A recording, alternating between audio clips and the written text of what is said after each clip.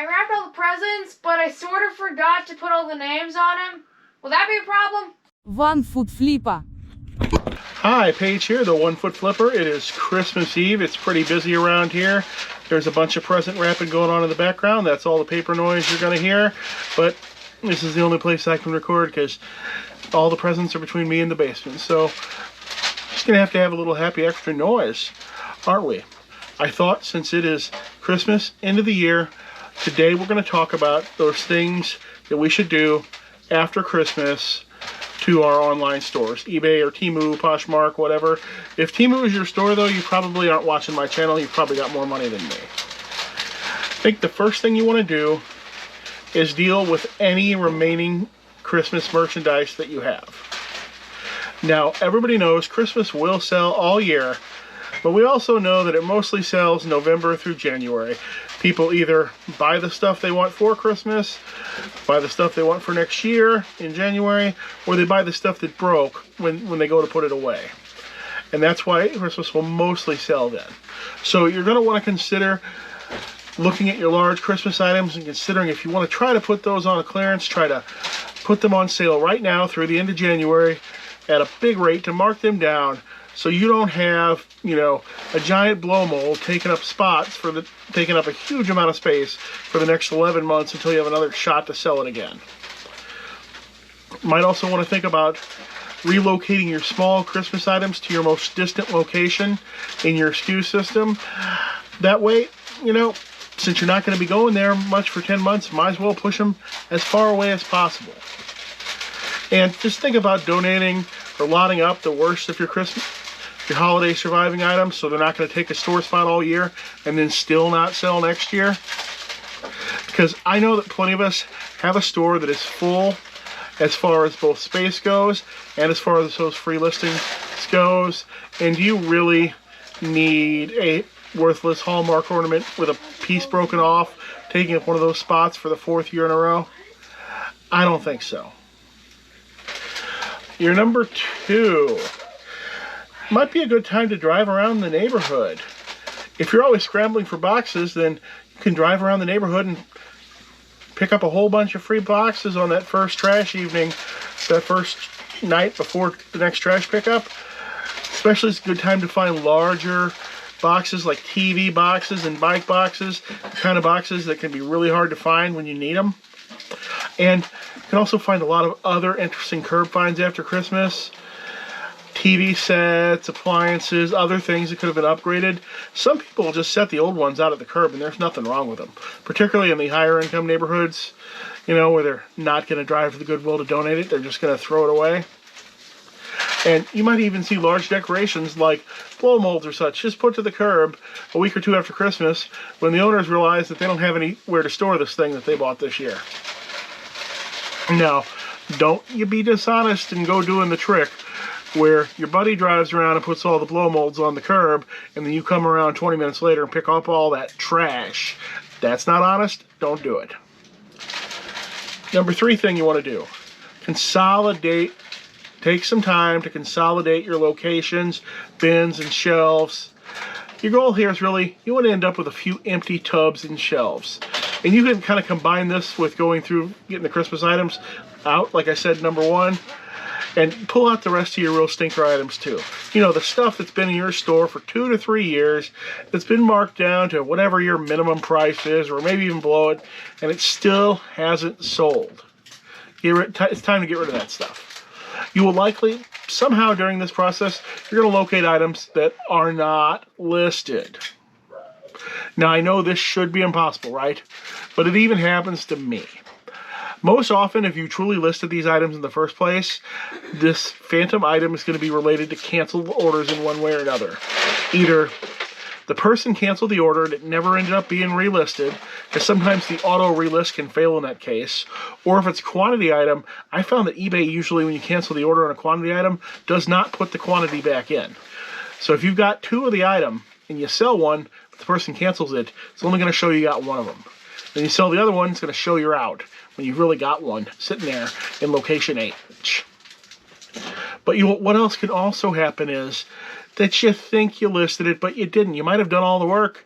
You might have completely finished typing in that screen on the computer. Suddenly the kid falls down the steps, the dog starts barking, and somebody's knocking on the door all at the same time. By the time you get back to the computer, you think you're done, you shut everything down, you file the item away, and you never hit that button to actually list the item in the first place.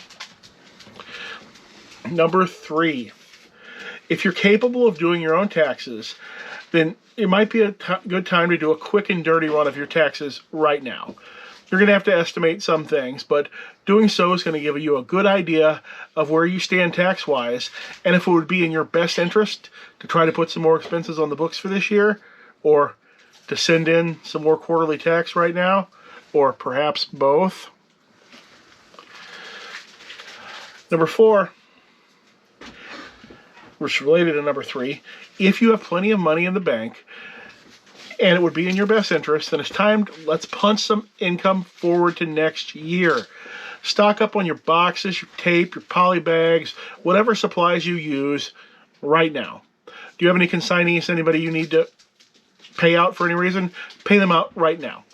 That is a great way to put expenses on the books for this year instead of for next year. Because keep doing it long enough, eventually you'll be dead and you won't be caring about those taxes anyway.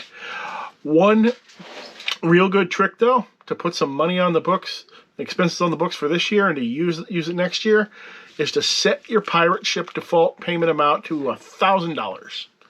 That way you're going to ship one thing and it's going to charge you $1,000.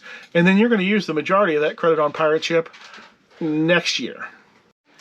Oh, it looks like we've had one more viewer gift show up for Julie. So let's just go ahead and give it to her. What do you got? Two smartwatches. Yep, so one for you and one for a friend. The viewer, one of my favorite viewers, but they wanted to remain anonymous. Thank you, Jesus. Thank you. All right, yes. Thank you so much for that. This is your 5th one. We're not done with taxes yet. Have you or your spouse, partner, people living in your basement, you put $6,500 in a traditional IRA yet this year? You haven't? Do you have the money? Do it. Do it right now. That's directly going to reduce your taxable income by $6,500 or $13,000 if you're a couple. Depending on your overall income level and dependence, this could not only mean that you're not paying taxes on this money right now, but it could make a huge difference in what you end up paying for things like marketplace insurance or your other cost or eligibility for any government programs that you might be involved with. Now, I know not everybody is a huge time reseller with a mid-6-digit income. I know there are plenty of reseller family out there that make far less than that, or plenty of them who just have 7 kids. And that $13,000 reduction in taxable income could end up half paying for itself just in reduced costs for healthcare benefits alone.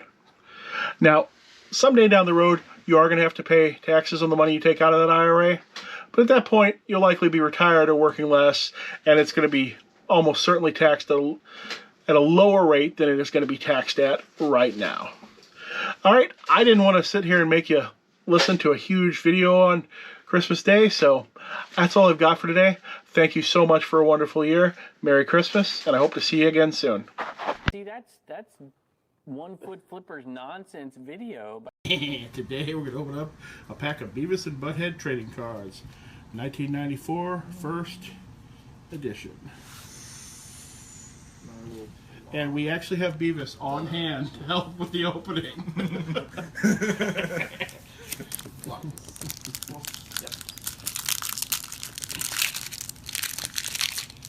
Right, here we go. That's Mr. Beavis to you. Beavis, can you read this packaging and see if there's any hollow foils or any special edition cards we might get? Being better are not role models, they're not even human. Of course, the role models. Doesn't say anything about the ratios or free. Okay. Alright, so we're probably not looking at any premium cards. Alright, looks like we got Butthead with a killer shark tattoo. The shark kicks the most ass of all the birds of the sea. So, like, usually when you have a shark tattoo, that means you kick ass. It's a good impression there, Butthead.